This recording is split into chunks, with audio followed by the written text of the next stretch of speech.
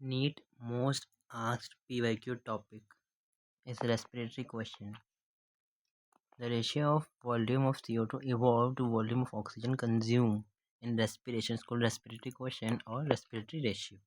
Okay, इसे हम short में RQ वैल्यू भी कह देते हैं. RQ value. Respiratory question depends on the mainly respiratory substrate that used during respiration. अगर हम कार्बोहाइड्रेट इस्तेमाल करेंगे देन RQ की वैल्यू कितनी होगी 1. अगर हम फैट्स इस्तेमाल करेंगे रेस्पिरेशन में RQ की वैल्यू कितनी होगी 1 से कम.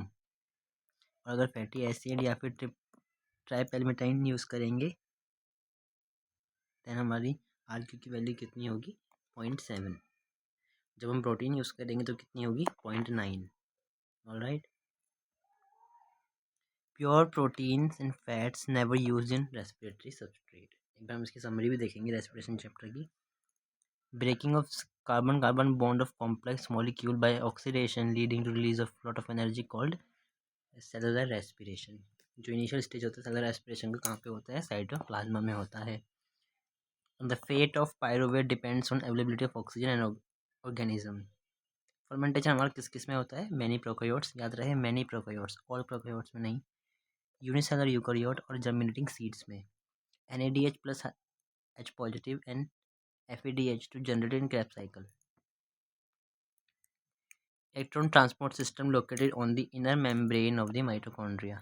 Oxygen is the ultimate acceptor of electron get reduced to water.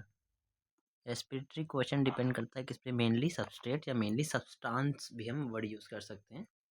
Mainly substrate या फिर मेनली सबस्ट्रेट सब्सटेंस पर during respiration.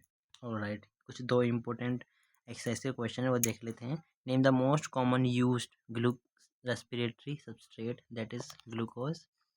And aerobic respiration, where does it take place? In mitochondria.